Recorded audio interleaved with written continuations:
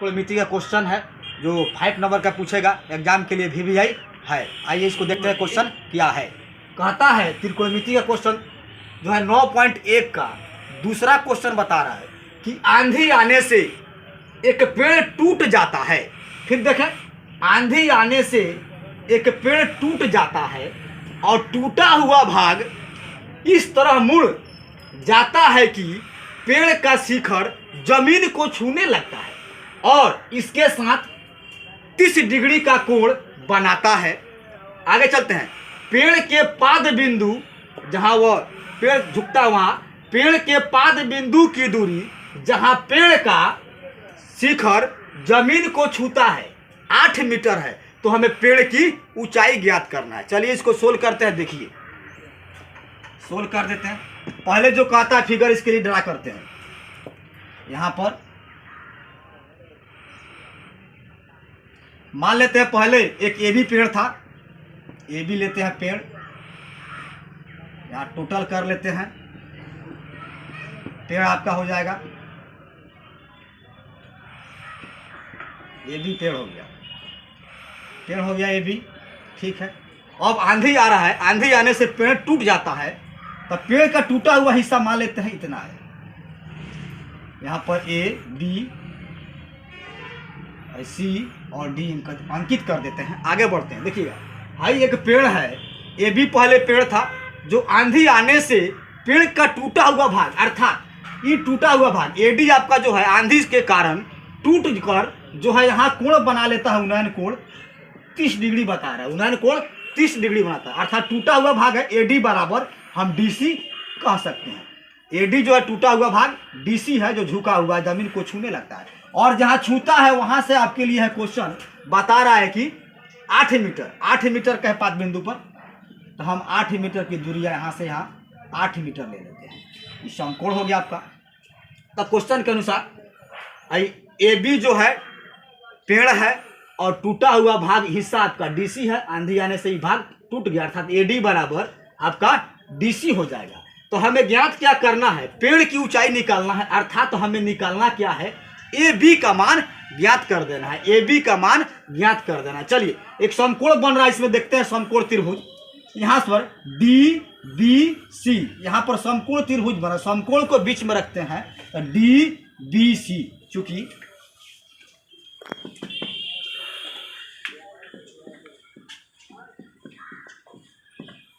समकोण त्रिभुज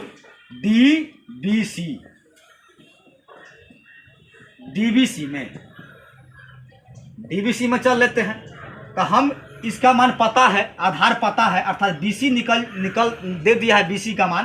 तो यहाँ हम इसका लंब निकाल लेंगे, लंब अर्थात BD का मान निकाल लेंगे। BD का जब मान निकाल लेंगे तो आगे फिर बढ़ेंगे। तो यहाँ देखते हैं आधार पता है, आपको लंब यहाँ पर निकालेंगे और डिग्री का मान उन्होंने कोण दे दिया 30 डिग्री। तो टैन लगा लेते हैं, टैन। तो टैन आपके लिए कितना डिग्री है? 30 डिग्री है। तो टैन 30 डिग्री इक्वल टू कहता है लंब बटे आधार, अर्थात लंब हो गया BD बटे आधार हो गया BC हो गया। फिर समझे टैन 30 डिग्री वाला डिग्री ले लिए, लंब बटे आधार, तो लंब हो गया BD और आधार हो गया BC। नेक्स्ट बढ़ते हैं। टैन 30 का मान, 30 डिग्री का मान 1/√3 होता है। BD तो निकालना है, BD नहीं दिया है तो BD को रख देते हैं। आगे बढ़ते हैं। BC का मान दे चुका है 8 मीटर, तो 8 मीटर रख लिए। अब क्रॉस मल्टीप्लाई, तिरछा तिरछी गुना कर लेते हैं। तो यहाँ पर BD√3 गुना करेगा इसमें और इसमें गुना करेगा तो 8 मीटर आ जाएगा। BD का मान निकाल लेते हैं। BD बराबर 8 मीटर, अब बाटा गुना में है तो इसके बाटा में आ जाएगा √3। समीकरण 1 ले लें। देखिए हम BD निकाल चुके हैं। यहाँ पर BD दे रहा है 8 मीटर बटे √3, अर्थात हम BD यहाँ पर निकाल लिए हैं। BD यहाँ से यहाँ की दूरी निकाल दिए हैं 8 मीटर बटे √3। अब यहाँ समझिए, चूंकि हमें पेड़ की ऊंचाई निकालना है तो पेड़ की ऊंचाई में क्या है? AD है और BD है। तो BD निकाल चुके हैं, अब AD निकालेंगे। AD कैसे निकलेगा? चूंकि यहाँ देखते हैं AD जो टूटा हुआ है DC के बराबर है, तो हम DC निकाल लेंगे तो हमारा AD निकल जाएगा। दोनों को जोड़ देंगे तो हमारा पेड़ की ऊंचाई निकल जाएगा। आगे बढ़ते हैं। देखिए अब भाई डीसी निकालते हैं, अर्थात है तो लंब है, आधार है, कर्ण चाहिए, तो फार्मूला हम यूज कर लेते हैं कर्ण के लिए। चलिए देखते हैं। फिर समकोण फिर चलेंगे डी बी सी में, डी बी सी में। अब देखिए चूंकि यहाँ पर लंब भी आ चुका है, आधार भी है, तो हमें कर्ण निकालना होगा। कर्ण निकालना होगा तो साइन का फार्मूला यूज कर देते हैं। साइन 30 डिग्री है, साइन 30 डिग्री बराबर लंब बटे आपका होता है, लंब बटे कर्ण होता है। तो लंब जो है आपका जो है बीडी है, बटे कर्ण आपका बन रहा है डीसी। चूंकि डीसी हम निकालेंगे तो tan जो यहाँ पर साइन 30 डिग्री है, तो साइन 30 का मान होता है 1/2 इजकल टू बीडी। बीडी का मान तो निकल चुका है 8 मीटर बटे √3। आपका मेन बटा यहाँ से आ जाएगा डीसी, डीसी है तो डीसी को हम पुट कर लेते हैं, डीसी लिख दिया।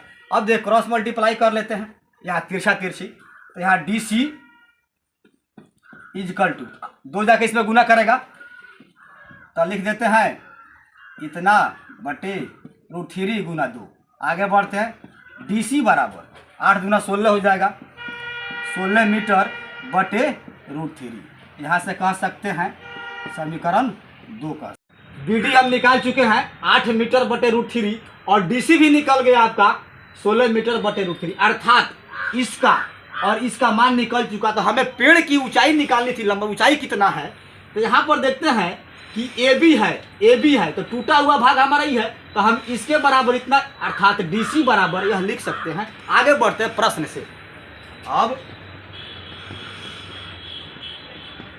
प्रश्न से